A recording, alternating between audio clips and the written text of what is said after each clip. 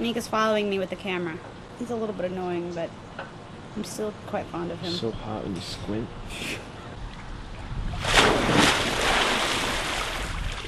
That would be a 3.0 on the splash scale. Come on, what are you doing up there anyway? I'm filming you. Yeah? Yeah.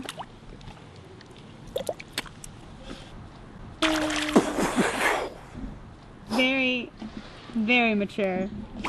I think that's my... Oh, I got a big one! Oh! I think that's my favorite quality in you. It's your maturity and your sense of political correctness.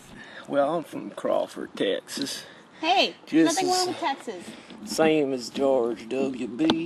Texas is the only state where you can buy anti-tank weapons for personal defense. And that's why I support guns, especially for children and little dogs. Good. Big day. It's the day of the psychic. He's coming. He should be here probably within the hour. And we're going to go find Mika and see how he's feeling about it. My guess? Very excited. Finally. Hey, babe. All right. Tell me how excited you are to meet our psychic, who will be here within the hour. The doctor will be here, huh? That's great. Huh. I'm just like so excited. Let me see your excited face. Can't contain yourself? Let it all out. Don't be shy. Don't be shy. What are you doing? It's working. It's right. I got something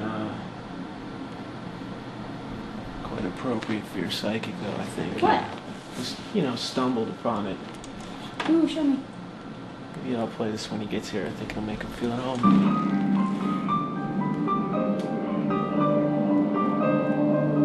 You are totally not taking this seriously, are you?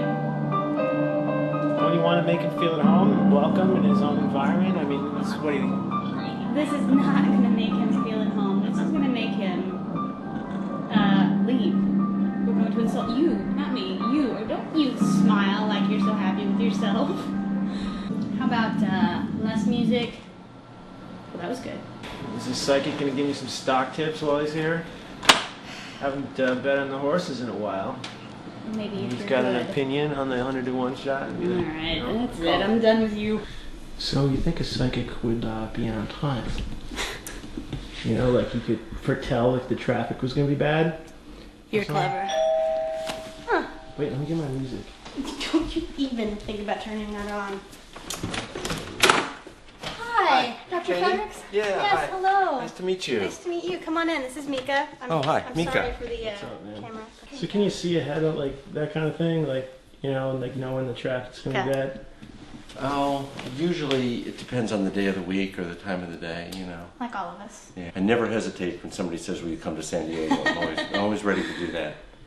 Well, I'm certainly glad you could make the trip today. We really do appreciate it. I'd like to spend a little bit of time getting to know you, getting a little bit more information than what we shared over the telephone. Absolutely. Getting to know both of you, what's your life like, what's your relationship like. It's good.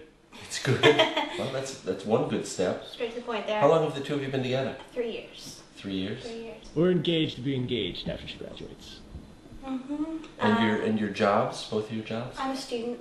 I'm an English major and a Spanish minor. I'm hoping to be a teacher soon. I don't know where yet. Mika is a day trader. Yeah. How about your health? We're in good health. You're not, and no medications involved? No. Okay. More often than not, things that you've shared with me can be explained away by simple things like squeaky houses or rattling pipes or some normal thing that's going on. Mm-hmm. It just has people a little bit more freaked because they're under a high degree of stress. So this, let's call it a haunting, has happened to you before moving into this house? Yes. It started when I was 8. I was living with my family, of course, and I shared a room with my younger sister, Christy. She was 5. And at that time, we both, experienced whatever it was. I would feel the breathing, it would wake me up, and I would wake her up, and I would see the, I guess you'd call it just this mass, like the shadowy just figure that would be at the foot of my bed. And it was always at the foot of my bed. It was never at the foot of her bed, but she did see it. So she saw it also? Absolutely. We were both absolutely terrified. Okay. I mean, you know, you couldn't even move. You know, it was horrifying. And you would just pray, please let it go away, and then eventually it would. So this happened for a while in our first house, and then there was a fire. We managed, everyone got out, no one was hurt, thank goodness, but we lost everything, so we moved. Was it ever determined what caused the fire? No. Okay. And I'm not saying it had to do with the haunting stuff. I'm not saying that at all. I don't know what it was. Did the fire department do any investigation of the causes of the fire? I don't know if there was like a criminal investigation, but I know that they really tried to figure out what was the cause, and they couldn't. Okay. You know, it wasn't electrical or anything, you know, simple like that. So then, from the time you were 8 years old until now, have you experienced this periodically over the ensuing years? Yes. From 13 on, it's happened periodically. Over the past few weeks, things have started happening again. So when you tell me that it's moved from where you were living when you were 8, again when you were living someplace else when you were 13, and now here, it seems to me that that's what we're dealing with, something that's basically connected to you.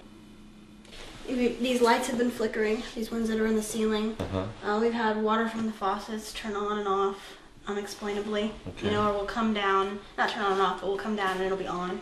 You know, the sink will be on, running full blast, and neither one of us. We've heard banging on the walls, scratching sounds, like, you know, like dragging down the wall kind of scratches.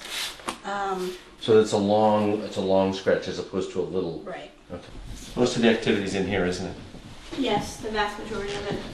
I've heard whispering. Sometimes I can't understand it. Sometimes it's saying my name. Oh, so it specifically calls to your name. It has before. You've heard this too, Mika? Well, I've heard like weird noises. I haven't really heard anyone say Katie's name except for me. That might have been me in my sleep. I can tell the difference between you saying Katie from over there in the bed and something right here whispering distinctly in my ear. Yeah, so look, and I got like Firewire going into my laptop. You know, we can record all night. What, you want to take this? Got the tripod, wide angle lens, get the whole room. EVP recorder, just to catch any sounds. So you'll go to bed and have the light on and have the camera going as you're just normally going to bed. Do you do this all the time? Well, we've just recently started with the camera. Our extra bathroom right there, guest bedrooms, lights flickering in here. But it's flickering here. You've not experienced the smoky, no, that's formless. in the bedroom. That's just in the bedroom. Is there something like we can do to make this stuff happen, you know?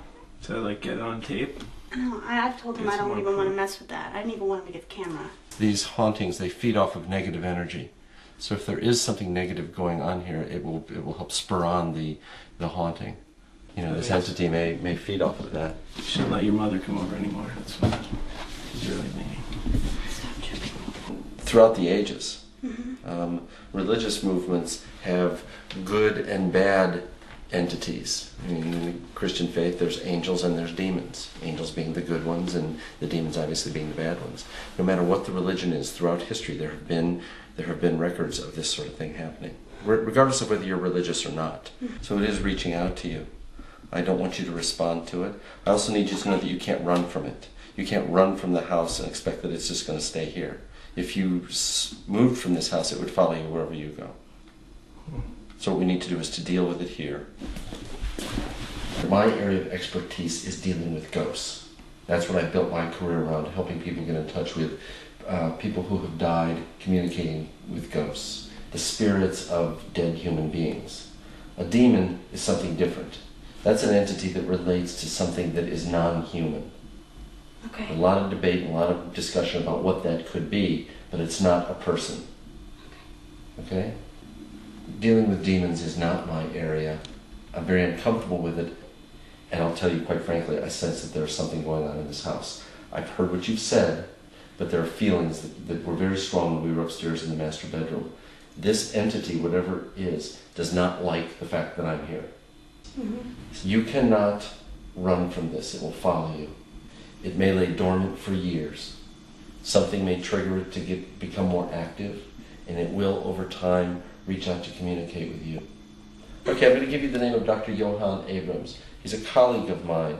He's a demonologist. He specializes in this sort of thing. He's in Los Angeles. Okay. But what about, all right, check this out. What if we just get the switchboard, right, and we find out what it wants, and then we just give it what it wants, and then gone? Because what it probably wants is Katie.